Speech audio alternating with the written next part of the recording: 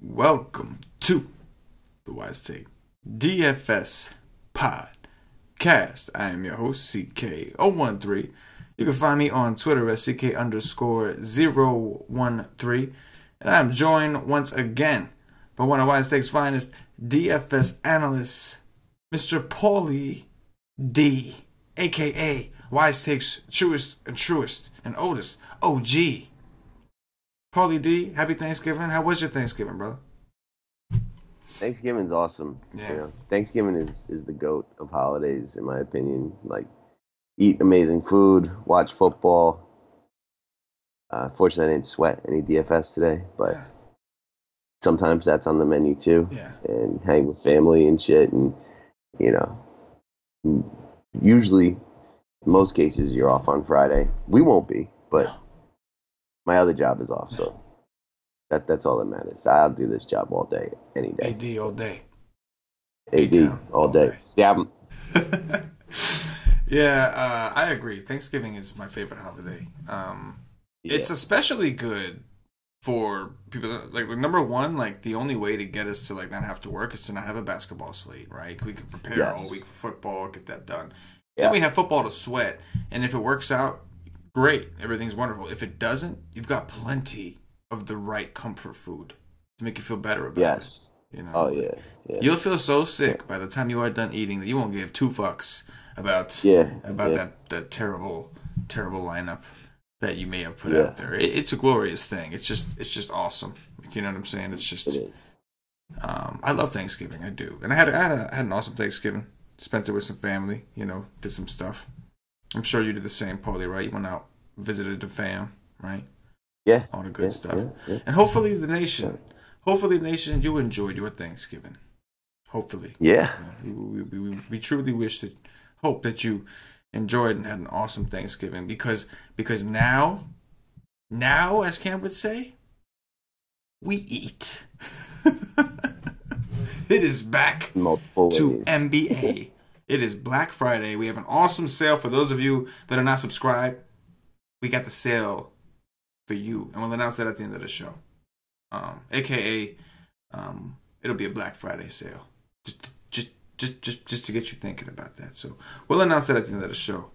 I'm excited. It's nice to have a day off at NBA. It definitely is refreshing, but I'm very, very, very excited to hop right back in there after a 3-day tilting NFL slate. I mean, a 3-game. 3-game tilting NFL slate. So I'm super. Black Friday 7. Black Friday 7. Saving money and making money. That's what tomorrow's all about. Saving money and making money. Right? Right. Very, very excited. No. Very excited. Sam, that's for you, Cash. There's also, that's for you, Cash. There's a rumor going around that Cashin is getting his teacher degree right now. Yeah. And he's going to be joining Paulie D in an NBA classroom session. Yeah, man. Coming to that's gonna be the Wise Vacation very soon. It's gonna be fun. I'm sure that I'll have a hand in that as terms of like at least producing or something. And I am very, very excited to be there. I feel lucky to be a part of something like this, like to be able to witness this firsthand live, like to already have like the best seat in the house. I'd be excited. That could be fun. I'm excited to, like put together the curriculum with Cash because that's just going to be a disaster. Yeah. Cash and Paulie D taking the nation to school. That's going to be. But in reality, like individual coaching is expensive, and that's a commitment. But we do acknowledge that there is a lot of newcomers, new to NBA, people that have played NBA but want to learn a little bit more. So we're going to do a group coaching session at a significantly cheaper price so that everyone can kind of come and do the learn. I love that, man. Q&A, strategy, Cash and D, Paulie D. You got plenty of D right there. Paulie's got like 7 extra just in case Cash needs a D. But, I'm sure Cash is fine, I don't think he needs a D. But anyway, guys, stay tuned. That is something we are looking to get into. We'll keep you guys posted on the pod, on the Twitter, all that good shit. Make sure you're following the Wise Take Twitter at Wise_Take, by the way. All right, Paulie, we got some NBA slates to break down. Well, a slate to break down. It happens to be a massive slate. Yeah. But it seems like there are a few key games, a few key spots that stand out more than others. We'll get there. We're going to go position by position as we always do. Paulie point guards, man, take me down. It's around 5K. What do you see? All right. Let's see. I was trying to look at the injuries. Do you know what Oladipo's status is by any chance? I do not. I think he is questionable. Yeah, as far as I know, he's questionable. Way to give me good information. There you go. That's anyway, what I'm here for. That's what I'm here for. Yeah, Only the best. That was helpful. Oh, okay. So maybe he's playing, maybe he's not. Good. Strong. All right. I'm just trying to kill some time as my page loads. Loading. PC load letter? The fuck does that mean? Those of you that saw the movie Office Space will get that. So, James Harden against Detroit in Detroit just went for 70 the last game that he played. I feel like that's going to be fairly chalky. People just, box score watch. Oh, he's playing the same team. He's cheaper. Yeah. I got to decide whether I want to get involved in that or not. But that is certainly going on the list of things to dig into. Kemba against OKC, I can certainly think about that. It's on the road, but Kemba's volume is massive. They're getting paced up. Intriguing. Man, there's a lot to like up here. This is a loaded slate. Loaded. Drew Holiday, 8-3 against the Knicks in New York, in the Garden. As long as this game stays close, I don't see any reason Drew Holiday won't make value, getting assists through all those dudes and, getting maybe Trey Dollar, Emmanuel Mudiay D. So, yeah. That is definitely appealing. I'll use him at shooting guard. Eric Bledsoe, revenge spot against Phoenix at 6'9". Similar to that Knicks game, I think we're looking at some large spreads. Milwaukee's home here, so they're probably going to be like a 10-point favorite. But if this game were to stay close, or even if Milwaukee does blow them out, Bledsoe's cheap enough to where he should get there. I could see Giannis letting Bledsoe do a little bit more. He had a pretty bad falling out with Phoenix. I doubt this is the first time he's played them, but it's possible. So this could be like who, Bledsoe? No, I think he played him twice last year, and then he beat the shit out of him. Yeah. Okay, good. So we have a history of that. Good. Trae Young against Boston. Boston is going to be one of the more attractive spots on the slate. And if you're going to play some Boston, you're going to have to play some Atlanta, who's thin, and you want them to keep Boston in the game as long as possible. And scoring guards, we just saw Trey Burke do the dirty. We've been talking about it for a few weeks now, Levine, Mitchell. All these guys have had these smash games scoring guards against the Celtics. So if you're playing Boston, I think you got to take a look at Trae Young. And, man, this slate is loaded. Jordan Clarkson against Philly. Cleveland getting massively paced up. I don't mind that. And even Reggie Jackson, if you're going to play that Houston game and you want to play a Reggie Drummond kind of correlation play, he's 5'1", that's cheap. If you're playing Harden, you're probably going to want to play some Detroit. So he's priced right. I don't mind that either. There's a lot. Yeah, I mean, there's definitely stuff that I think is in consideration, but the one of the guys that stands out to me the most that you just kind of skipped was Russell Westbrook, right there above Harden. No interest at all? You kind of just blew right by him with the Harden. Yeah, no, I really don't. Russ seems off to me, honestly, and 11K, you're really needing a 70. He hasn't shown us that this year yet, and Paul George's usage is up. I don't know.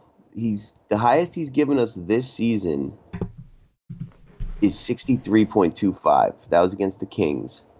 Like, sure, he can do it, but I don't know. Like, I just imagine that if I'm spending that kind of money, it's going to be in the forward position, honestly.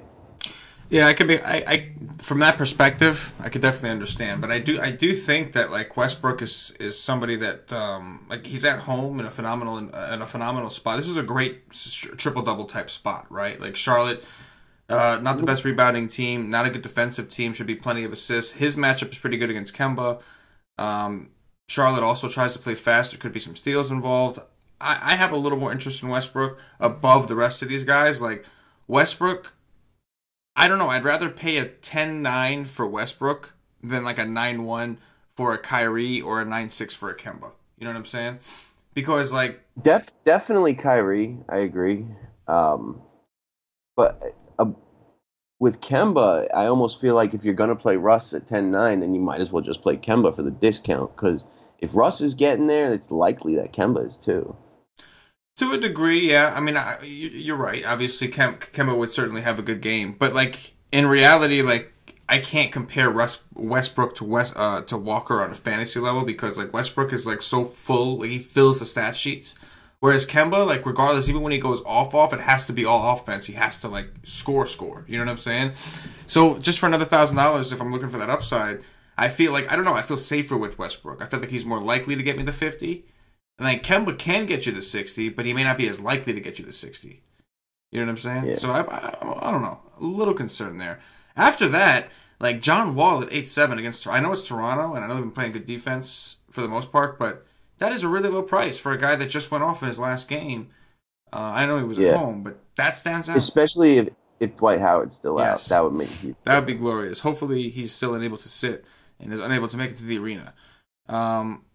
We mentioned you mentioned James Harden, who I'm with you. I think that's definitely worth an investigation at the very least. But so is Chris Paul at 7-9 because Detroit is so awful against point guards. Which is one of the reasons that Harden did go off. You're right.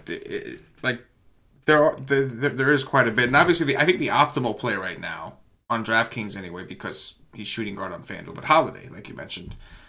The Knicks and Pelicans are both in a points plus situation. Holiday has been a usage monster pretty much ever since Elf has been out, and he's continued to consistently get 40 to 50 DraftKings points. He's only 8-3. So whenever he's in that range and we don't have like Lowry without Kawhi, we don't have like those other, things to lean on, like he's going to be the guy. And so I think from an optimal perspective, Holiday makes a lot of sense. This is a 12-game slate, right? So we should be expecting. And then I love the call on Bledsoe, man. Going up against Phoenix, played him twice last year. I think he went for 40 twice or something like that. His last game, he's also been playing really well lately. Like in their last game, they thumped Portland, I think it was. They beat the shit out of Portland. So he only played 23 minutes. He went for 32 DraftKings points in 23 minutes. So obviously, we want the game to stay close, but this is a situation where I wouldn't be surprised if his usage was elevated for this game specifically, and like everybody kind of let him kind of take over. And the reason that they blew them out, like you were saying, is because Bledsoe put up fucking 50 DraftKings points on him. So, and if it's not a blowout, like Stack City, and they all go off. Absolutely.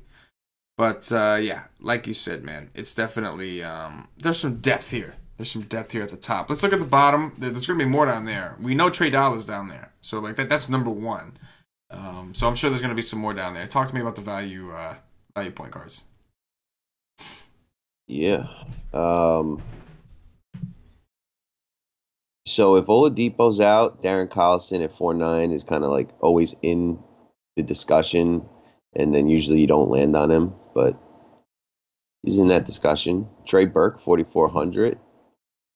Very curious to see how chalky Trey Dolla is going to get.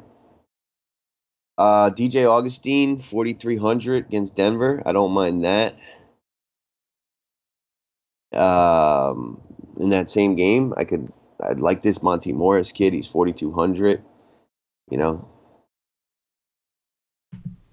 do that for sure. Jeremy Lin's basically like, if you're going to play that Boston game, you don't want to play Trey Young, then grab Jeremy Lin, because those guys pretty much negatively correlate, and it's one or the other. And Lin's just really like balling lately, and he's not as much of the scoring guard that Trae Young is, but he does do enough. And at 3.8, again, if you're playing a lot of Boston and you want Atlanta to keep it close, like Jeremy Lin at 3.8 is definitely in this conversation. Ryan Arcidiacono, 3,700. Guy plays a ton of minutes. They're playing Miami. Point guard's been doing well against Miami. I guess that's worth a look. And if Oladipo's out, where's my dude Aaron Holiday? This guy is a fantasy point per minute beast, and he's 3,300. Like, I'd actually be playing him over Collison at this price. And like, if you think San Antonio blows him out, even better. But he's going to get run no matter what now when Oladipo's off. And when he comes on the court, he's similar role to like Spencer Dinwiddie, like massive usage, getting assists, steals, like does a lot at 3,200. If we can project 20 or more minutes for him, we definitely like that as well. Yeah, my only concern with Holiday, like you said, he's crushing. So obviously we need Oladipo out, but if he is out, my only concern is those last two games were both blowouts. So I just don't know. Like he is a point per minute freak, and at 3.3 he's still worth the risk, because even if he got 15 minutes, he could still hit value in that, no problem. And like he's going to get at least that, right? Like he's in the rotation, like with Oladipo out, he's going to play some. It's just a matter of how much is he, and it's hard to gauge because they also got blown out 2 games in a row, and I know he got some blowout run at the end. But at 3.3, definitely someone we have to keep an eye on. That's something that we got to investigate tomorrow, man. We got to look into that for sure, because he, like you said, for a guy that's 3.3, he is a point per minute machine. Like, he shot so shitty from the field and still went for 26 DraftKings points. He shot 1 for 7 from 3 and 2 from 9 from the floor. That's 6 rebounds. Mm-hmm. Dude is a guard. Yeah. And it's every game. 6, 7, 3. Like, you know. I suspect that he will close close games when Oladipo's out. Interesting. Like, I have a feeling that's going to happen. Yeah. That would make sense from a fantasy perspective, for sure. Yeah, I'm very curious to see what the ownership is on Trey Burke, a.k.a. Trey Dollar, as he's known across the West Nation.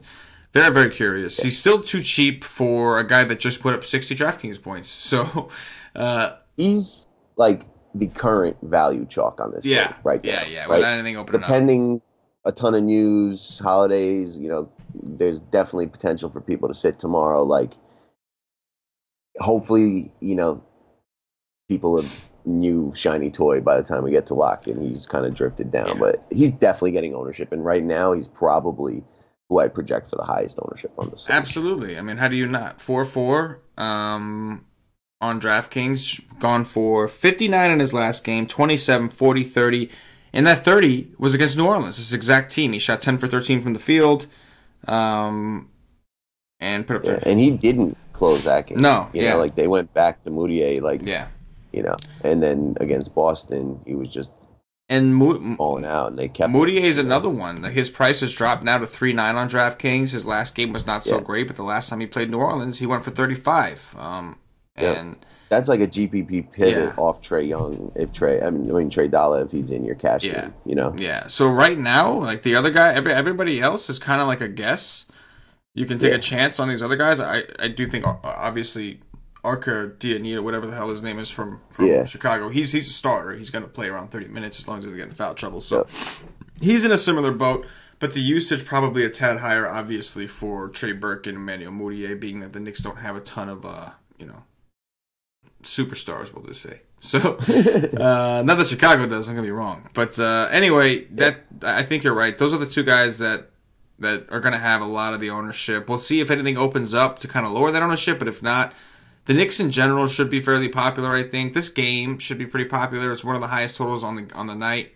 And last time, everybody kind of ignored it, thinking it was me and you got AD at 10% that day. That was a good day, if you remember.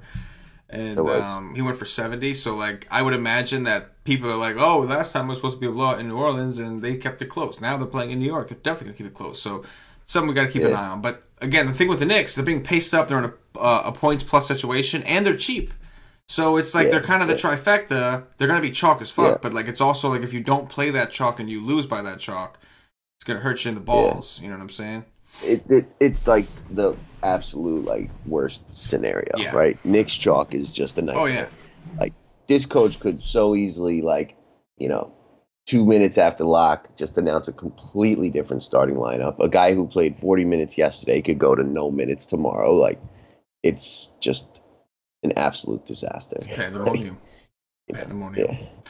Move us over to shooting guards, Paulie. Talk to us what you see about 5K over there. Yeah, so okay, yeah, thanks. Devin Booker at 8-4, like, makes for a nice pairing with Bledsoe. You know, if this game does stay close, then, you know, a lot of guys are going to pay off. Milwaukee is either first or second in allowing three-point attempts, right? Devin Booker has taken about 30 three-point attempts in his last 3 games, and he really only shot well in one of them. And if he flips that and instead of going like 1 for 13, goes like 10 for 13, he could have a massive game here, going back and forth with Bledsoe. You know, he's priced high. I don't think he's going to get a ton of ownership. Really, like, I'm only playing him in stacks, but they're getting paced way up. You know, he's going to draw poor defenders more than likely. And, you know, it don't matter when his shot is falling. So, and his assist totals are way up. So I do like that, especially paired with Bledsoe. Zach LaVine, 7-6. His price is just falling. This dude had like a -1 at the end of the first quarter the other day, and he ended up with a 40. Like, you know, scoring guards against Miami. The only concern is if they throw Richardson on him. You know, it could slow him down a tad. Love Donovan Mitchell here against the Lakers. Like, the Lakers, you know, definitely want to target them whenever they're on a slate.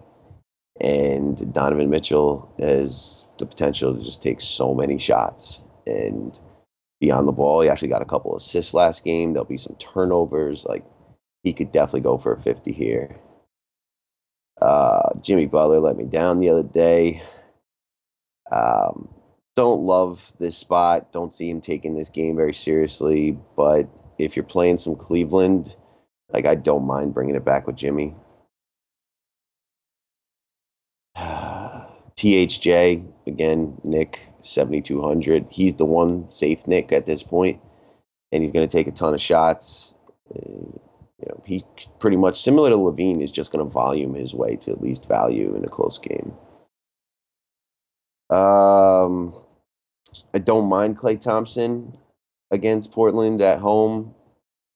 I have a feeling, though, I'm going to like other stuff on this slate, but I'm impressed with Klay lately. Like, the way that he's playing with no Draymond, with no Steph. Like, it's like he has this next level to his game that he, I guess, just doesn't really take out all that often because he doesn't need to. But, you know, he's been extremely aggressive. He does get at least 12 minutes of court time without Durant, you know, like, because they stagger them too right now.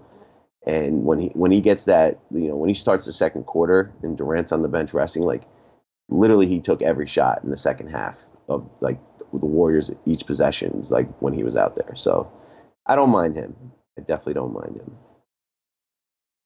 Continuing down, man, Gary Harris' price is pretty low, 5.7. You know, there's just like, you know, the Denver's really deep. I doubt I need that in this. If I was stacking this game, I'd probably have thought about including him. But I just wanted to mention that's a cheap price for Gary Harris. A couple guys down here, like, if Oladipo's out, I'll definitely have one team with Tyreek at 5-4 against the Spurs because everyone's probably so sick of him, and then this will be the spot that he goes for 40. And then Jeremy Lamb, like, if you're not playing Kemba, then you got to be playing Lamb against OKC. Like, I can't believe his price hasn't included. I mean, I'm not positive, but I would say he's gone for 35 or better in his last 3 or 4 out of 5 games. And the volume is there.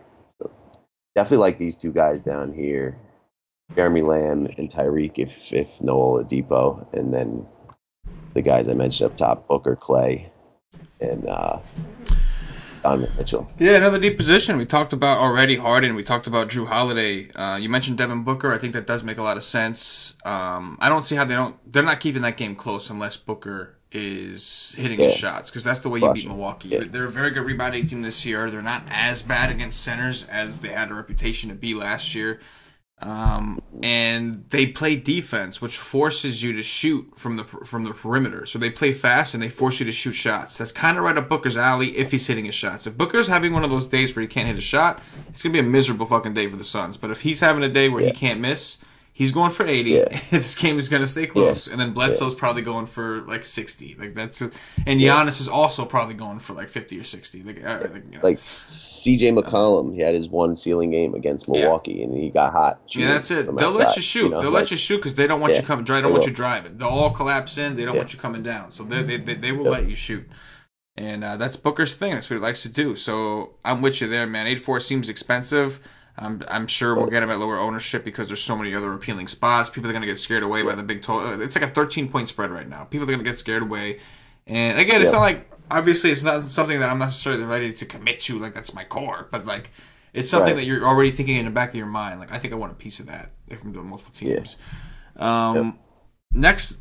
Phoenix just, like, has been lately staying in games. Like, they have a little bit of, like, gelling kind of, I think, with Ayton and the whole team, new coach. Like, I think they have, like, they're better than what the public perceives them to be at this point. And you're going to see a lot of big spreads. And then at the end of the night, they happen to hang in again. And even if they do lose by 13, it could be like an 8-point game, 6-point game, like till deep in the fourth. And then Milwaukee just scores 3 possessions in a row as time's running out. And they miss a couple threes and they win by 13, but it was really a close game to the last minute. Yeah, absolutely. Absolutely. They've definitely been competitive. After that, like you said, Zach LaVine against Miami, it's a risk. He's going to have Josh Richardson on him. There's nobody else for Josh Richardson to cover. So it's going to be a risk. The only positive is the reason, again, like similar to Milwaukee, the only way you beat guys like that is if you shoot. And LaVine is going to do that. And so if he's hitting the shot, he'll do well. If he's not hitting the shot, it's going to be a long day. You know what? I know that Dragic is going to be out, but I don't know about Tyler Johnson. But if Tyler Johnson's out too, like he was last game, then Miami's going to be pretty short. Hassan's potentially out. I mean, like the next guy that I was just going to mention, who I think, like from a price perspective, just looks like an awesome play right now, is Richardson. It's Chicago, terrible defense. He's going to play some point guard. They don't have an answer for a guy like Josh Richardson. Josh Richardson in his last game, it was a short slate, and he didn't do well. He played 39 minutes, and he put up a 31. He shot 6 for 20 from the field and put up a 31. He's 7'3". He's in, once again, a phenomenal matchup against Chicago. And like you said, like we know Dragic is out. Tyler Johnson could again be out. And then ultimately Whiteside could be out, which could be huge for Richardson. If Whiteside is out, Richardson becomes almost like a must-play for me. Just because, like, one, they're going to be thin. This is going to be the guy that's going to play a ton of minutes. The issue here... Tyler Johnson is out. He is out. So he's ruled out Friday and Sunday already. What becomes the issue here is Chicago going to keep this close? And with all those injuries and as thin as Miami will be, I think they can, just because like they're going to be so. Especially if Whiteside's in, that's a whole different story. That changes the dynamic of the game. If Whiteside's out, number one, we'll have Bam to talk about at center, and number two, Richardson's usage is going to go through the roof. And it's a situation where at 7'3", he can get you what you need from him in tournaments and in 3 quarters, even if it did get to that point. So at 7'3", Josh Richardson definitely stands out a lot as a guy that's going to play a ton of minutes and a guy who should get a usage increase. 20 shots against Brooklyn. I'll take 20 shots against Chicago in 39 minutes. Definitely take me some of that. Faux show. And then Donovan Mitchell... as you mentioned, right above him at 7'4", just still kind of too cheap. He's playing the Lakers. That's kind of been where the Lakers have struggled, is against shooting guards, scoring shooting guards. So it just kind of makes sense. He's only 7'4", had a good game against Sacramento. Again, the thing is, like he had the shot attempts, right? Like this is a guy that most likely, I know against Indiana he decided not to, but most likely he's going to take around at least 20 shots or more. And so the Indiana game was a blowout. As long as the game's close, Yeah, That was the first Tyreek dud. But either way, like he played 32 minutes and he took 8 shots. Something was off there. Yeah. You know what I'm saying? Like something was. I don't know if Tyreek got to him, was like fucking with him. I don't know what to say, but something was off there. You played 32 minutes. I know it was a blowout, but you only took 8 shots, dude. Like it's like something was weird. You took 35 against Philly, 21 against Boston, 23 against Sacramento the next day, and you took 8 shots in that situation. It was just weird. But he's gonna take 27 shots. 7-4 is too cheap for a guy in a pace-up situation in LA, big market game. I could definitely get behind that. This is just another loaded position, and then obviously Hardaway, like you mentioned, he had a pretty damn good game last time against these guys, and he didn't even shoot all that well. So he's going to take a ton of shots. We know that New Orleans struggles against wings. It just seems like a phenomenal spot once again for Hardaway. This time he's at home, and you would expect him to shoot a little bit better. There's a ton. There's definitely a ton we can get into. I'm with you on Lamb too. Like I do agree that if you're playing Westbrook, like, and you're trying to bring it back with somebody from Charlotte, like. It's one of those guys. It's Kemba, paying a little bit for Kemba, which I really don't want to do. Or it's like a Lamb. Like I would say Batum, but the guy is like I never thought Batum would ever be this bad of a player. I don't know what's got into the guy. I don't know what's wrong with the guy. Yeah. He seems to be on the coach's shit list at this point. And they're like quick to play somebody else over. Oh yeah, without a doubt, man. They're waiting to play Bridges and Monk over this dude. They're just waiting, chomping at the bit to play him. And so I think Lamb's the guy. At least Lamb has a little bit of revenge factor. He did play for OKC. True. True that. A little extra something. You know, I mean, he might get PG defense, but Lamb's a shooter anyway. So it's like either he's hitting or he's not. You know what I'm saying? Like he's making the shots that don't matter, or Yep. But I'm with you. It's definitely deep. We know what it is. It's a fucking 12-game slate. A lot of good options here so far. Take us down to Value Town, Paulie. What you see down there, man? Yeah.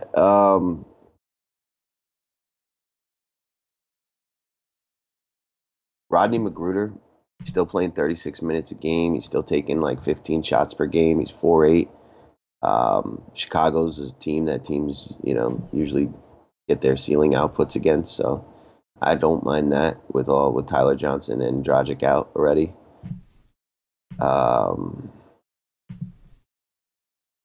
Eric Gordon is 4,500. Yeah, he's been playing awfully. That is a very low price, though. Yeah, like I do prefer him at home, but let me just see what I haven't looked like the last 2 games, but prior to that, he was pretty much playing 30 minutes a game, taking enough shots to make value if he were to just get hot. So I don't mind that. Yeah, he played 31 minutes against Detroit. And when he does get hot from outside and they're feeding him, he tends to do other stats more of those games too. He gets like more involved. Like he can kind of stand around the corner and do nothing a lot of times. But then once he does get hot, then like the rest of his game kind of comes as well. So 4-5, maybe this isn't the exact same spot, but that just kind of stuck out, worth mentioning. We're definitely going to get a 8x game out of him at this price sometime in the very near future. Wayne Ellington's 4-3. I got to look into this Miami situation, see where the minutes are going and the usage, but he's definitely, deserves some investigation. Jaylen Brown, 4-2 against Atlanta. Like, this is just a phenomenal spot for him to go 10x for us. That's definitely appealing to me. Evan Turner, I haven't looked, but I really strongly think he's got very good history against Golden State. And, 4-1, I should definitely play him.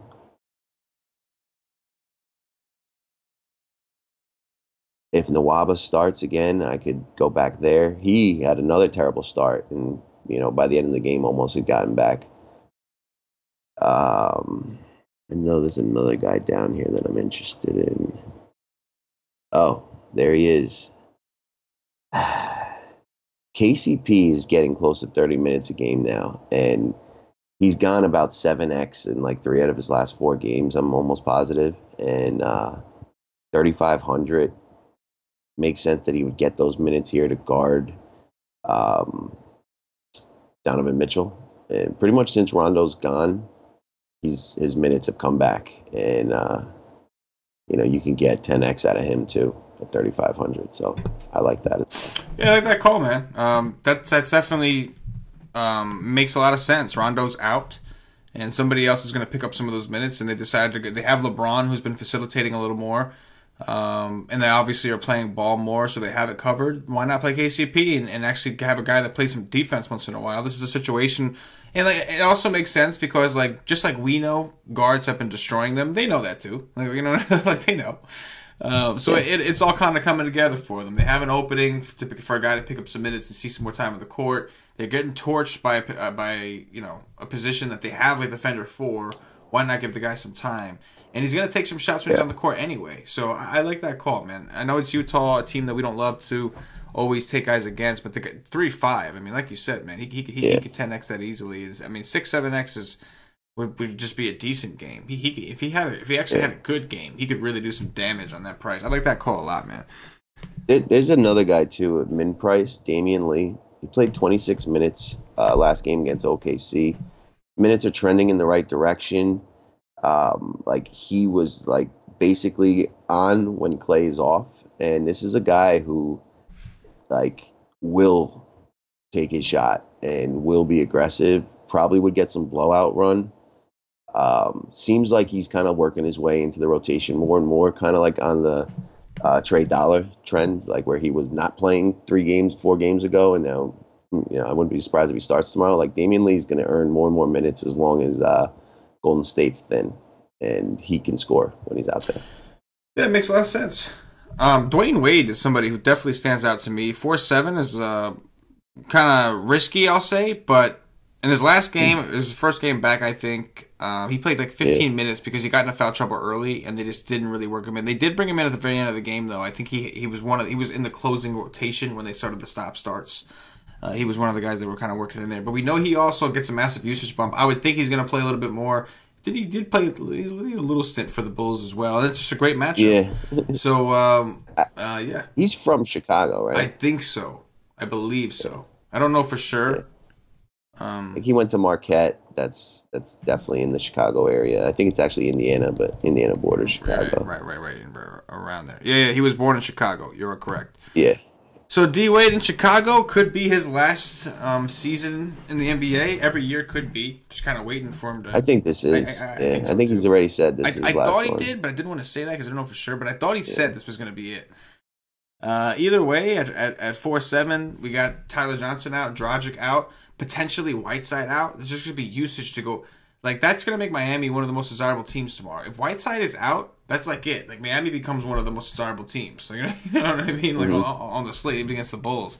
And yeah, he's one of them. I could just see him going out there and just balling out. Great matchup. What's not to like? You like him more than Magruder? Because they're about the same price. Yes, and the reason is because Wade is a higher usage player. So I'll almost always go, if you got minutes, it's more so Magruder I would play in a cash game format for sure, over Wade, because Wade is risk. Number one, we don't know if he's ready to go 20-something minutes. And only in close games. Yeah, and only in close games. If it's a blowout, they're not playing. Yeah, 100%. So Magruder is the safer play. His minutes are secure. His role is secure. Yeah. Wade is the tournament play.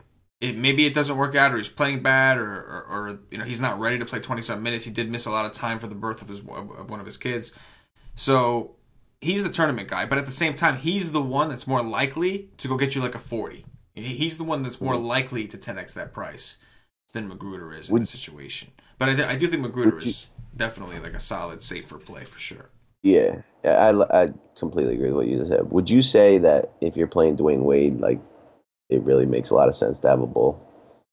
Yeah, to a degree. The question is which one. I would think Levine, because the matchup for, especially with neck tech kind of lingering in the background, the matchup for Jabari is going to be tough. So either Wendell Carter or Levine. Right. And Wendell, it's going to help a situation if he gets Bam, but he's still going to be undersized. It's not going to be the greatest situation. So I would think it kind of has to be Levine.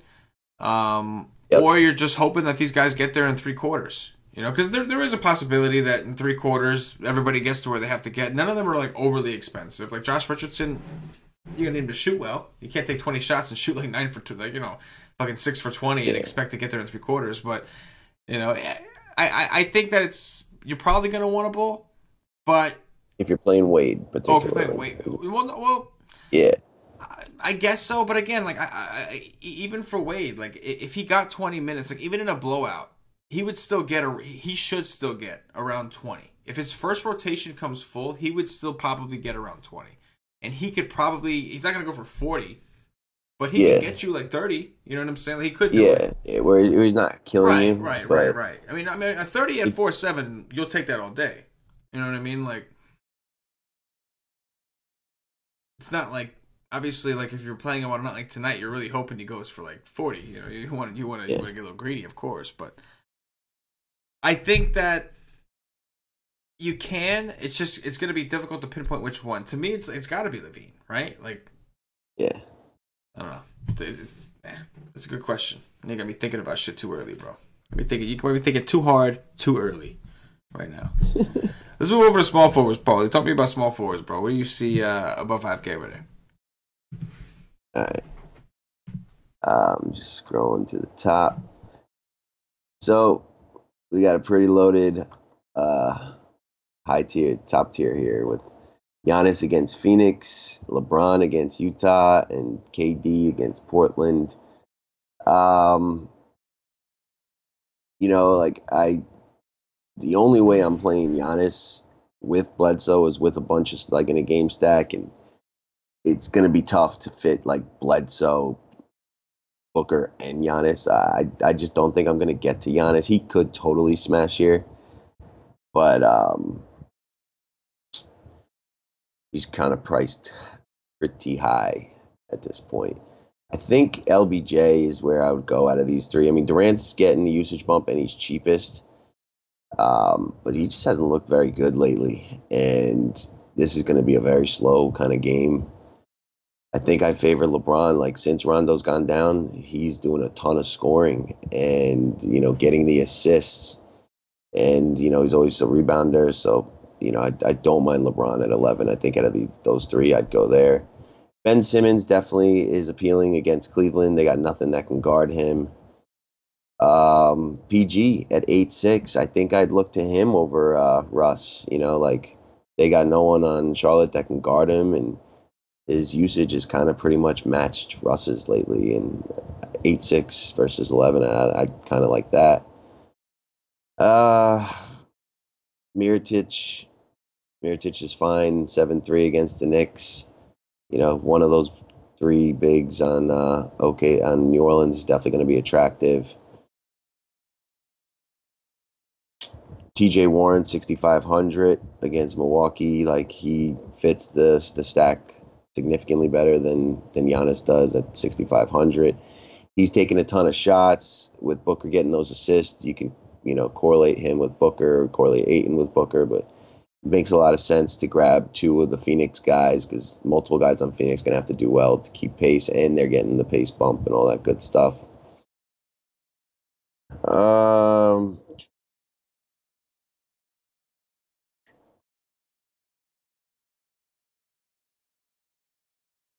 Tyreek Evans, I think we already talked about, but I don't mind that.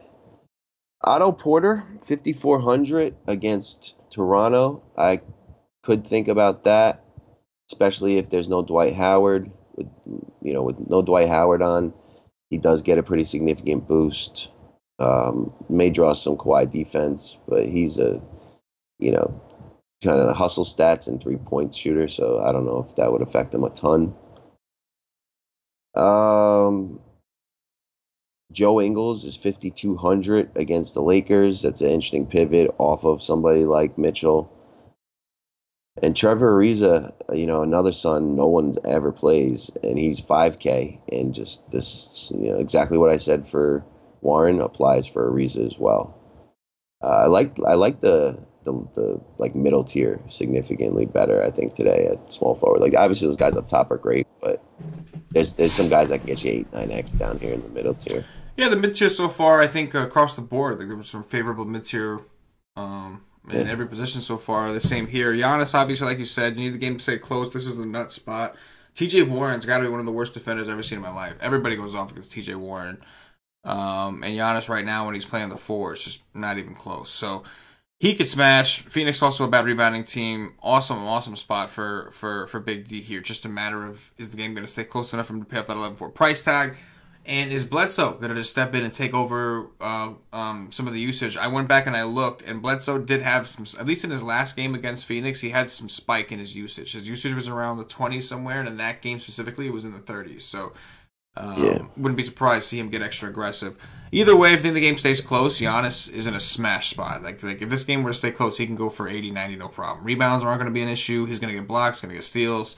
And he'll have no problem scoring against Warren. Defensive teams, terrible rebounding. He'll have no problem at all. Yeah. Kevin Durant, Portland's been playing pretty good defense as a team. I think he finally had a pretty good game. Right. Like everybody kind of hopped off. It was only 54. Obviously, with those guys out, he's in play as long as those guys out. I like what you said about Paul George, man. 8-6, they did kind of lower him a little too much. Charlotte, this is kind of right up his alley. This is really where you want to attack Charlotte with the capable wing that's going to score, to shoot a lot. Definitely he stands out. Like, he's not backing down from Westbrook coming back. He's still taking his 20-something shots a game. He's still going up and grabbing rebounds, which is pretty big with Westbrook. Like, that's going to take away from his rebounds. If Adams and George are going to start rebounding, it's going to take away from Westbrook's triple-double numbers. And he gets a block and a couple steals like almost every game. He's still one of the best defenders in the game. And like, if MKG is out, that's really the only guy they have that they can even potentially put out there for defense. Not that he's even a world beater at this point, but he is somebody that they do like to use on like LeBron's and situations like that. He's been out for a while. He's definitely not playing. This is a smash spot for PG at 8-6. I do like that call. You mentioned Mirotic, obviously another good situation. We talked about a lot of these guys already. The next guy that I'll mention is probably Rudy Gay. It's the Pacers, pretty good defensive team, not the fastest team this year, but he's still only 5'6", despite the fact that he's going for 30 in 3 out of his last 4. He shit the bed against New Orleans, but even that, he still got you a 24, which didn't kill you. So at 5'6", Rudy Gay still going to be an option. What's the most minutes he's played in the last few games? He just played 34 against Memphis. 34? Yeah. Okay. All right, cool. So he's back. He's back. Yep, he's back. Take us down to Value Town, Paulie. What you see down there, bro? All right. If Oladipo's out, Bojan Bogdanovic, he's been pretty hot from outside lately. If that continues, he's going to smash. If that doesn't, he's going to be a dud. But he's a guy that you can look at, especially if you're playing someone on San Antonio. If Hassan Whiteside is out, Justice Winslow at 4 or 5 is probably going to be in the conversation. Markieff Morris, if he does not start, then I like him. Stretch 4 is a good way to attack Toronto, and he will get a lot more usage on the second unit than being on that first one, and I could just see him doing well in this spot. Kind of bringing a lot of, kind of keeping them in the game with the second unit. So I do have interest there. There was a time 2 years ago where he would check out early and then come back in at the end of the first quarter when the starters were kind of resting, and he'd get all the usage, and he had some of his better games in that kind of scenario. So if he's not in the starting lineup again, I do have some interest. Jay Crowder, 4,400. He started the second half over Derek Favors last game, and there was no injury. If he gets moved into the starting rotation, he's getting monster minutes. He takes his shot when he's out there. This just seems like a pretty good spot for Jay Crowder. Jeff Green is, as long as Dwight Howard's out, he's getting massive minutes. And, he's a guy that likes to find his shot as well. I could do that. Oh, Seti Osman. He finally stepped up. He was playing his buddy LeBron, but if Cleveland stays in this game, he's way too cheap for his usage and skill set. That's extremely appealing, especially if you're going to attack that game. I would definitely include Seti. Thaddeus Young at 4K if Oladipo's out. That's interesting. Let's see if there's anything crazy cheap. Wilson Chandler, 3,400. He did nothing in the first half, found his way to about a 20. He could definitely 10x that price if he has a full, complete game. And I think that is it. Yeah, again, a pretty interesting situation for value at this position, too. I think that Osman makes a lot of sense from a minutes perspective. Played 42 minutes in that game against LeBron. It wasn't even so much that his usage was high, it was that he just didn't leave the court. He got a 37 in 42 minutes. So if you think about it on a point-per-minute basis, that's not that great of a point-per-minute player. But if he's going to get 42 minutes and his price is going to remain at 4.3, he's going to remain a solid play. How many shots did he take?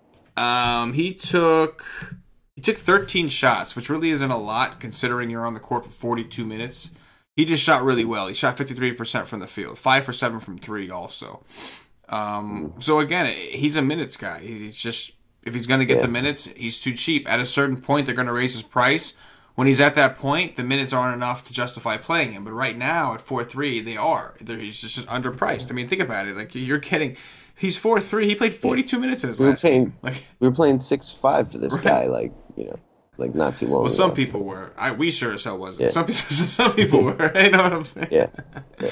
I think that where I'm kind of looking, like what really stands out to me, there's a bunch of guys we could talk about, but James Johnson, it's only 4K. If Whiteside is out, this team is going to be extremely thin, as we mentioned. He played 23 minutes in that last game against Brooklyn. He didn't do well. He shot 2 for 8 in his first game against the Lakers, 1 for 7 in his second game against Brooklyn. Got into foul trouble in both games. That's been his.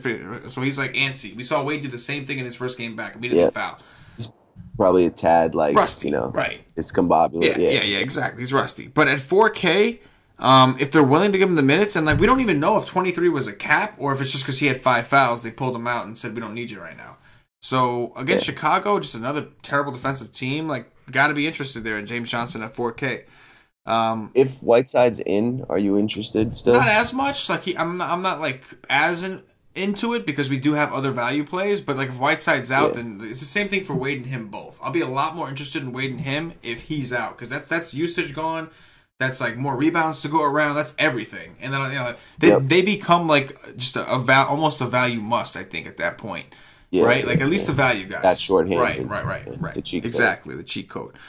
Kevin Knox certainly in play. Again, you're playing with the Knicks the roulette system they got going on there. You really don't know who's going to get what minutes or when.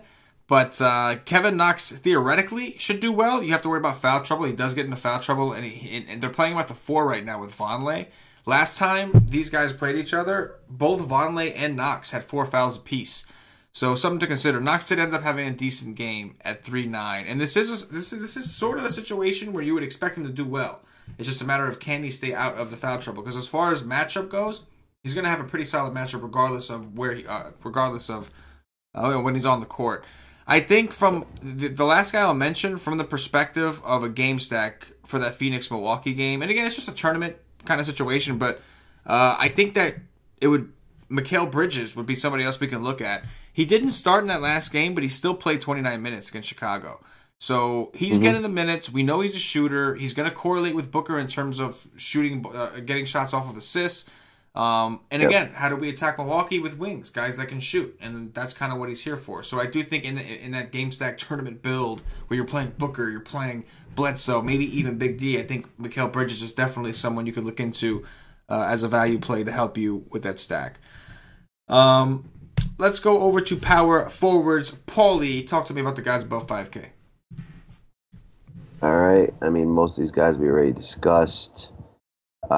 Julius Randle, definitely in play against the Knicks.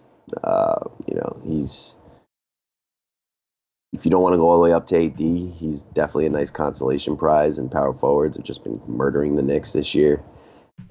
Domantas Sabonis has got a Q tag. He smashed against the Spurs recently this year already. As long as Oladipo's out, he's got increased usage. Price is starting to creep up, but still it's not high enough for what he'll do in a close game, and centers have been just murdering the Spurs.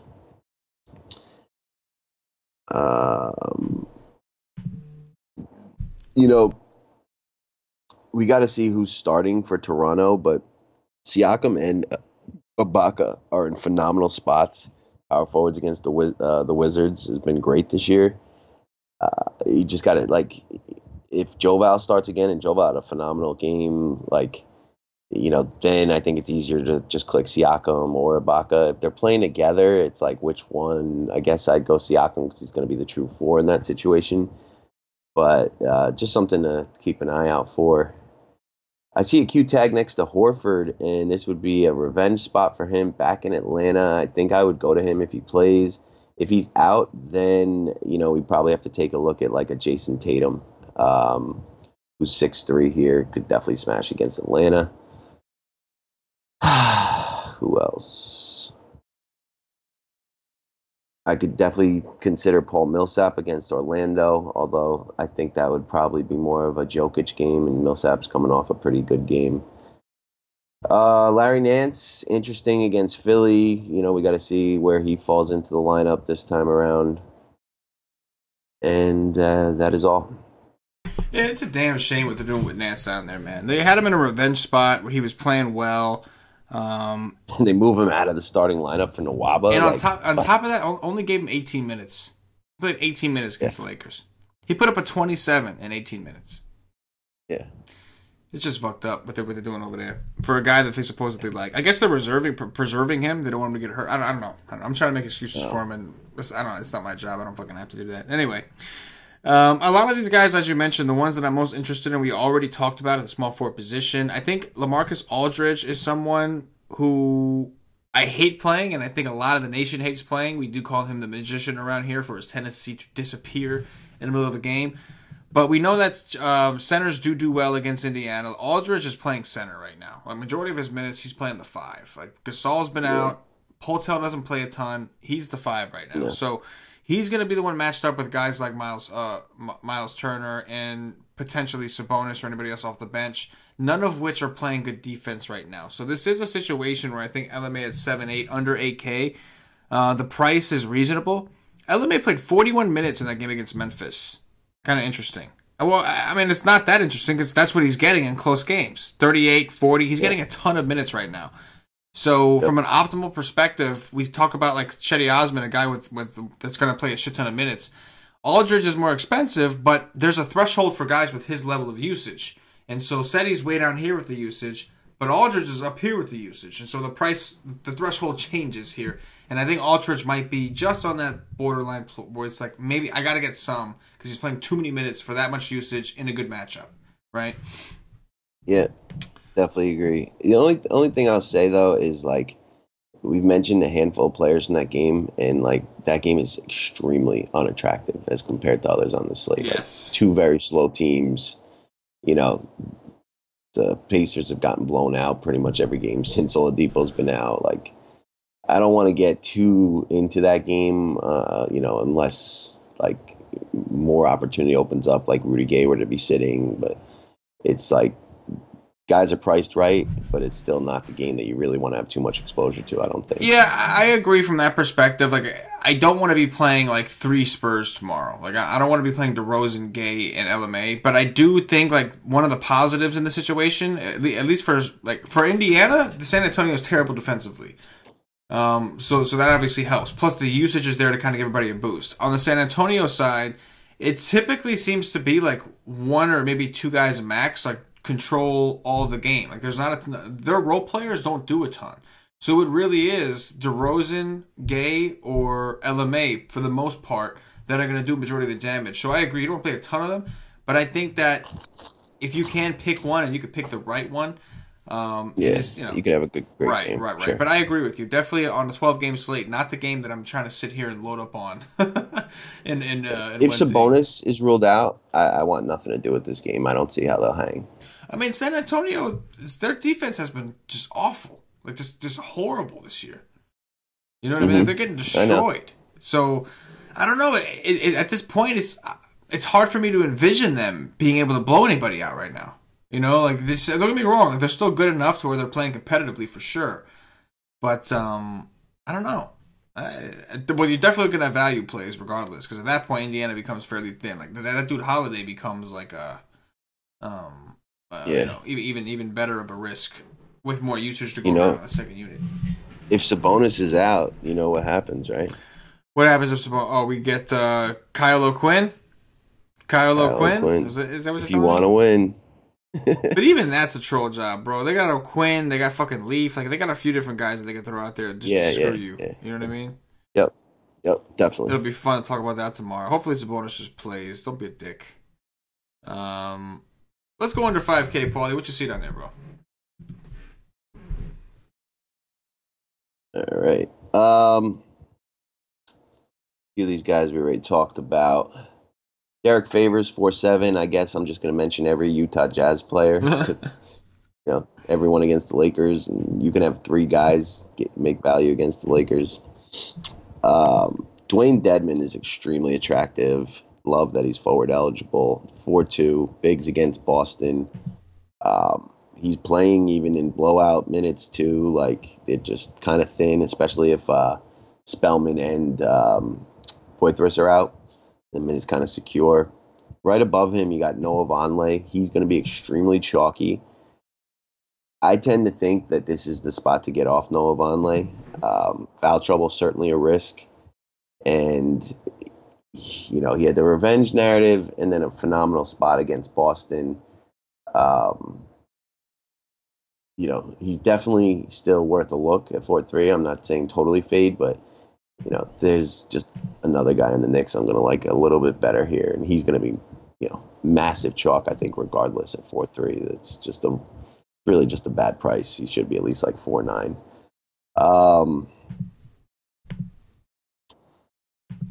Who else is down here?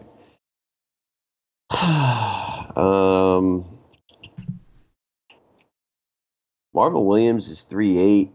Getting paced up against OKC. Jeremy Grant's a little nicked up. Like, I don't think you're going to need that on this slate, but if you're stacking that game, he's priced right. Jonathan Isaac, 3-6. That seems just to be too cheap. And I think that's going to be it. Yeah, we talked about a lot of these guys, the ones that I like the most. There seems to be a little tier here that I like. Jeff Green, Vonleh, Dedmon. I'm with you on Vonleh. Obviously, we got to respect the upside here, respect the fact they're going to need some bigs, but I do think that this is a foul trouble-ish situation. He got into foul trouble last time. He's going to be having to guard guys like Randall and Mirotic, and it just seems like those guys are very aggressive. Seems like a spot where you can see him getting into foul trouble. Then Jeff Green. If Dwight Howard is out, Jeff Green is going to play some 4, going to play some 5. The matchup isn't necessarily great, but when he's down there with a guy like Ibaka, he'll match up better from a size perspective. So I think he's in play. But obviously, Dedmon is the guy that we want to play, right? Like, he's the guy we want to in that range. Out of those 3 guys, he's the one that we know has 40-point upside. Yada yada yada. Double-double. Right, double-double bonuses. Boston, right? Team that's struggling with bigs. Took a couple threes too last game. I was like, he took a couple threes. And like in that last game, he put up a 25 on DraftKings against Toronto, and he shot 1 for 8 from the field. If the man would have shot just a little better, you know what I'm saying? And I think Dedmon got in 31 minutes. Seems to be playing a little bit better right now, and I like it. Right, it's against Boston, so we saw Vonleh was able to go up there and rack up a ton of rebounds, and I'm hoping for something like that from one of either Dedmon or Collins. Obviously, Dedmon would be the preferred option because he's cheaper and he's power forward eligible. We don't have to waste a center spot, especially with Bam kind of lurking. You know what I'm saying? The potential of that. So right now, Dedmon, I think, is the guy I lean towards. One other guy I'll mention, this is only good if Whiteside is actually out. But Kelly Olynyk is 3-6, going up against Chicago. If and only if Whiteside is out, then he could potentially see a decent, maybe around 20-ish minutes, right? Would you prefer him or James Johnson? I'm going to prefer James Johnson, most likely. But at the same time, they're thin enough to where I think Olynyk will still get some minutes. So I'd be okay. If Whiteside's out and we already know those guards are out, it's going to be thin city. It's just Chico City. I'm going to be looking hard at Miami. And, they might bust. But the cheap guys, it's hard to see a scenario where they will. I'm not talking about Dwayne Wade. But some of these, like Bam and some of these other guys where they're really thin, they have no choice. These guys have to play. It's just hard to imagine they do, guys that are going to play the blowout or not. And then Olynyk is almost one of those guys, right? Like, yeah, they'll throw him out in the blowout, Olynyk, and they're gonna have a rotation, like all these guys. Winslow. So we'll see. It's gonna Whiteside dude is gonna be huge tomorrow. I already like some of these Miami guys, but like it's a different stuff. Do I like just the guards, or do I like the bigs even more than like the guards now? Like that's really what it comes down to. Yeah. One more play actually. It's more of a blowout build thing, but Rayshawn Holmes is getting about 15 to 20 minutes a game.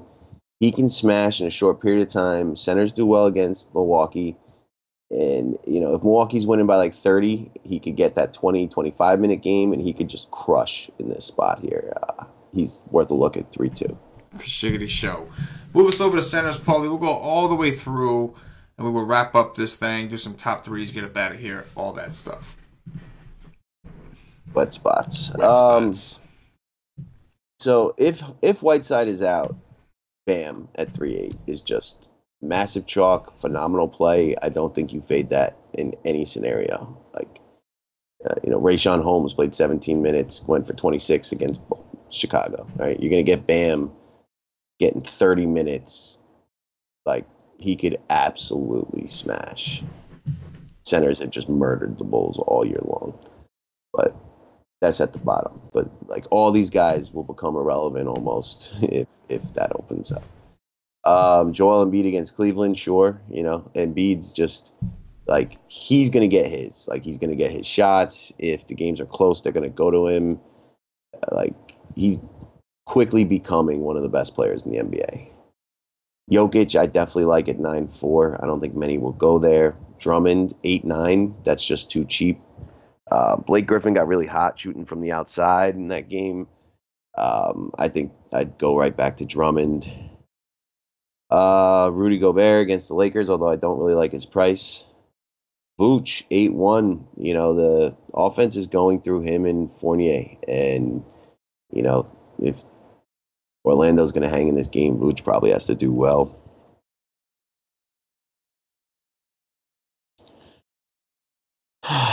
Steven Adams, 7-1 against Charlotte. That's a price tag you can play and make money on. Like, he goes for 40-42. You're getting your 6x there. That's enticing. DeAndre Ayton at 6'4", I kind of like a little bit against Milwaukee, although I'm definitely concerned about foul trouble.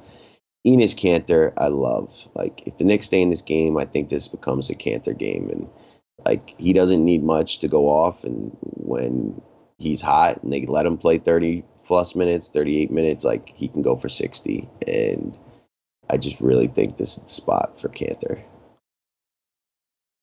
Tristan Thompson, 5-7 against Philly. If you're playing guys in that game, you definitely want a good game out of Thompson to keep Cleveland in it.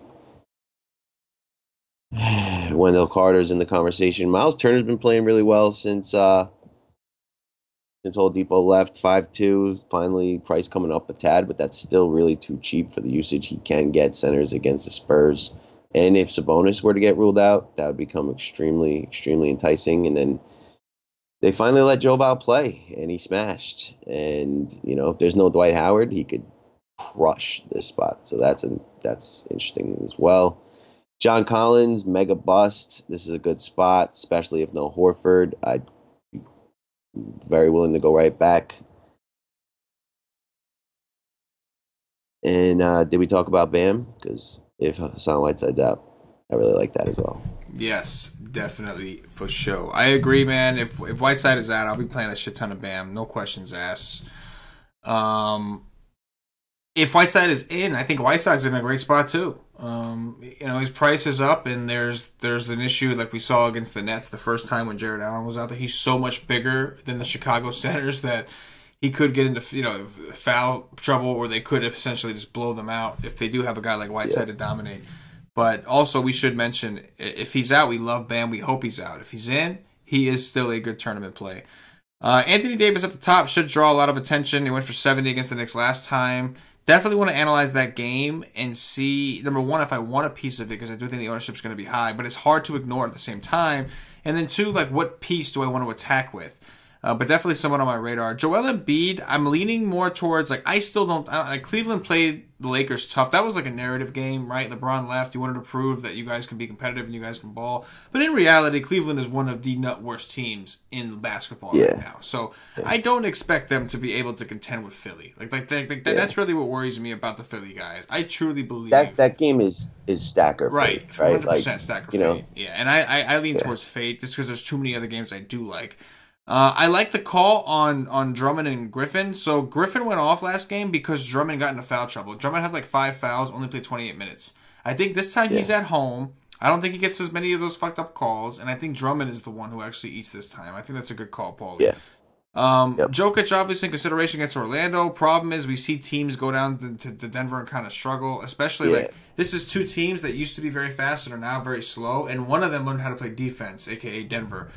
So I'm okay with Vooch if you're into that game, but not my favorite necessarily. That game's just, on these big slates, you do want to like cross out a few games, and that one is definitely in that cross out conversation. Yeah, absolutely. I think Gobert is interesting. I don't love the price at 7.5, but against the Lakers, a team that has struggled heavily, right. They've just been awful against bigs, and then again, LeBron. Guys are always. I love taking guys against LeBron because they always they want to step up. They're playing one of the best players in the game, probably in most people's eyes, the best player in the game right now. And like they're gonna be playing the Lakers. You're in LA. It's like now it's not like you're going to Cleveland anymore. You're playing the guy in LA, a huge market. So it's like I expect, especially a foreign player like Gobert. Like everybody knows about LA. Everybody knows about Hollywood. You know what I mean? Like. Yep. I would expect him to do his thing there. Again, another loaded position, but we can talk about all these guys, and then bam, and then what's his name gets ruled out, and it doesn't matter, right? Hassan gets ruled out, doesn't matter. You make a great point with Cantor. Cantor fits really nicely with the Vonleh foul-out script. So when Vonleh and Cantor start together, Vonleh is destroying Cantor on the boards. He's just going up and getting them. And so if you really think Vonleh is going to foul out in this situation, that's why you don't like him. And Cantor does play more than 15 minutes, which is why he got 15 minutes last time. I'm really not sure why. Then Cantor should smash here. Like, he should be able to just smash at 6K. Very low price. Got to admit I'm interested there. I want him in the starting lineup. Yeah. You need him in the starting lineup. If he's not in the starting lineup, then it's just like he could play 5 minutes. You just don't know. But if he's starting, there's that opportunity for him to just start very fast and, Coach does play the hot hand. He does do that. Like when a guy's doing well in the game, he'll try to go back to him. Yes. And then Miles Turner at 5'2", like you said, playing better with Depot out. Usage goes up. San Antonio's been awful against centers. And Sabonis, questionable. And Sabonis could potentially be out. Absolutely. I could definitely get behind that. And then one other guy I mentioned here is going to be Collins. I lean towards Dedmon, but that's more for roster construction purposes. But Collins at 4.9, one of these days, he played 27 minutes against Toronto. That's enough for a guy like him to go ham at 4.9. So he's playing the 4 right now. So he's going to be matched up with maybe a guy like Horford, maybe depending on who it is, maybe a Marcus Morris or Tatum or something like that. That's a situation John Collins should not have any problem racking boards or doing whatever he wants to do. Like he's just a different kind of player. He's just an athlete. He's just a fucking athlete, John Collins. So. Definitely at 4.9, another guy we should consider. What do you think about Joval, especially with no Dwight Howard? Well, my issue is that if Dwight Howard doesn't play, I don't know if they need him. And, they might just go small and go to Ibaka. Because they seem to prefer to go to Ibaka. But, at least with Atlanta, as bad as they are against centers, they still do have 2 tall guys. They got, you know what I'm saying? They have Dedmon, they have Len. And then at power forward, you got John Collins, another guy you're dealing with there. So... I mean, I love Joval. If I'm confident he's going to get another 23 minutes, even if he doesn't even play 27. 27 against the Hawks. Right. But I can't let one game just tell me. No, I know. That he definitely has to be starting. Yeah. You got to be starting. For him to even be considered. Yeah. But if he's starting and in no Dwight Howard, see, that's my thing. I think he'll play if Dwight Howard plays. I think he's more likely to play more if Dwight Howard plays. You know what I'm saying? Yeah, I do agree, but they didn't really need to start him against Atlanta, but they did. You know what I mean? Well, I kind of agree. They didn't because Dedmon and Len are terrible defensively, and Ibaka probably would have done fine. But there was a significant height advantage. What's that? Len was ruled out. Len didn't play that game, so it was just Dedmon? Yeah. So it was just Dedmon and Collins down low? Yeah. Yeah. You got to see if there's a trend with like the... Yeah, like why? Right? Is it the Kawhi games when Kawhi is resting? They move him into starting lineup. That could be it. Like I got to look into that. That's a good point. Like if there's no Dwight and he's in the starting lineup, like man, this is a good spot for him. Yeah, no, absolutely. I will 100% agree with that. If there's no Dwight and he's in the starting lineup, yes, absolutely. Yeah. But hopefully Whiteside is ruled out and we just get Bam because But I mean, still like you probably. You'll probably play two centers in utility, of course. But still, I'd like to play Bam. So I'd love to play Bam. That is going to do it for the position by position breakdown. At this point, Nation, I'm going to share a special little discount with y'all who are watching the show with us for hanging out late night with Paulie D. Going into Black Friday, we got a little Black Friday sale of our own. If you don't have a membership with us already, you are missing out. And we got the solution. We're going to hook you up. We're going to give you a straight up deal so you don't have to be missing out no more. Black Friday sale. Get the NBA season pass. The rest of the NBA season. That's the articles. Tournament articles, cash game articles, Paulie D's cheat sheets. The Y streams, which is a live stream we do 2 hours before lock. Our projections. Slack chat. You'll get access to our Slack chat as well. All for $99.99. Less than $100. $99.99. You go to right now, you're saving about $75 by taking advantage of this deal. You go to whitestick.com, you go to the subscriptions page or the join page, one of those. I'll put a link in the description. But check it out, guys. $99.99 Black Friday deal. Rest of the NBA season. That's it. $100. You got the rest of the NBA season covered. Trust me. You got to use a promo code. You got to use promo code BLK as in black, FRI as in Friday, 99 POD. So that's BLK FRI 99 POD as in pod. This offer is only good until 11/26 at 11:59 p.m. Eastern. After that, this deal goes bye-bye. So I recommend those of you who are waiting for the right time to hop aboard or waiting for a promotion or you just found us and you're like, hell, I want to get on board with these guys and you just got lucky as shit and stepped in dog shit when it happened to be Black Friday. I recommend you guys take advantage of this sale right now. Also, if you're like a day pass guy and you doing them pretty consistently, like 30 days at $250 is like $75. Like you're gonna pay what you're gonna pay for this entire season in 5 weeks. So if you're a day pass guy, I love it, but this makes a lot of sense. Yeah, go stock up and you get the Slack. And you get the Slack check. Go stock up. Come rock with the nation. You got no excuses now, man. I mean, come on, bro. Like you should be playing DFS. You can't afford that. I'm sorry, but it's true. Like we're not talking about we're talking about something that's gonna. What we got 6 months of basketball left, some shit like that, right? Yeah, at least. Come rock with us. Anyway, Paul, let's do some top threes and we'll get up out of here, bro. Top 3 point guards tomorrow. All right. Give me Drew Holiday. Give me Trey Burke. And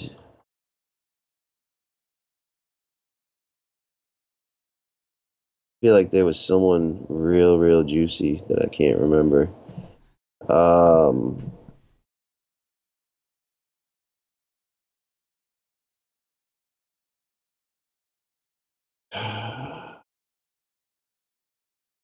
Give me Eric Bledsoe. There it is. I'll go with Drew Holiday for sure. Obviously Trey Dalla, who should be pretty chalky. And I will go... I love Bledsoe, but for the sake of being different, I'll go with John Wall. Shooting guards, Paulie. Klay Thompson.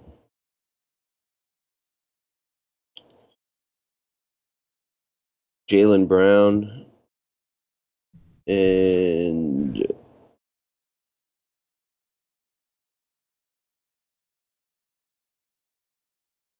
Devin Booker. The book show. I'll roll with you on... I'm going to roll with you on Devin Booker, and then I'm going back-to-back with Mitchell and Josh Richardson, $100 apart. Small forwards. You like Donovan Mitchell? I don't know if I said that or not. Mitch Cock.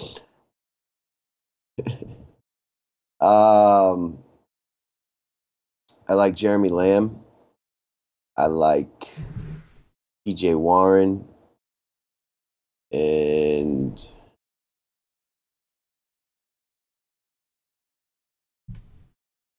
Paul George. Yes, I do like the Paul George call. I'm going to roll with you on Paul George. Let's go Paul George. Let's go Tim Hardaway Jr. And let's go Big D. Big D. Giannis Antetokounmpo. Can't go wrong. Power forwards. All right. Dwayne Dedman. You can give me LeBron and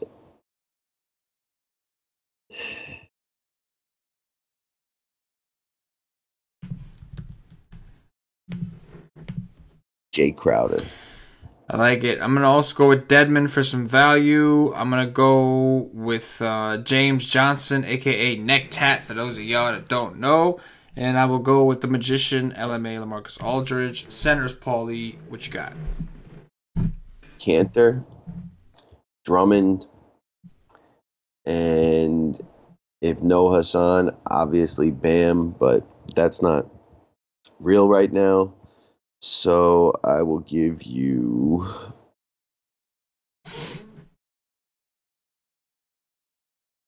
Joe Val. I want it to be real so bad. Yeah. But I agree with you. For now, we'll put him aside until we know for sure. But obviously, for both of us, Bam becomes number one if Whiteside's out. In the meantime, let's go with Anthony Davis. Let's go with Andre Drummond. And let's go with Rudy Gobert.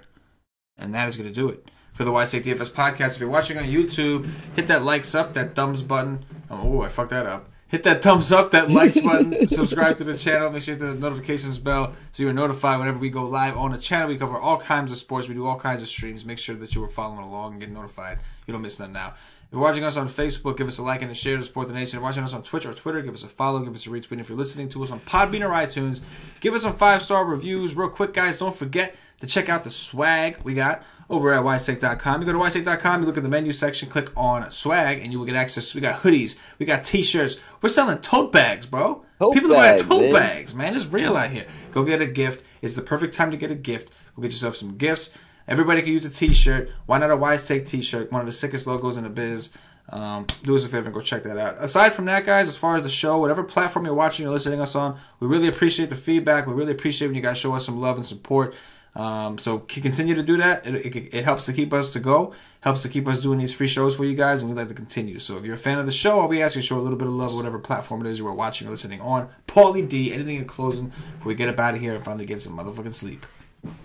Yeah, no, just Thanksgiving. I'm thankful to the nation. This is so much fun and love winning money in DFS, but this is just like an awesome thing we got going here. It's a lot of fun, and Thanksgiving, you reflect on things you're thankful for, and the nation is that. Thankful for the nation. We are grateful for the nation. We are thankful for the nation. Nation is life. You don't understand. Nation is our life. You understand? Nation is our life. Our life is the nation. Everything I do in my life is planned around the WiseTech Nation. And I wouldn't want it any other way. Same here. For Paulie D, for myself, the entire WiseTech Nation, as always, good luck. Yeah.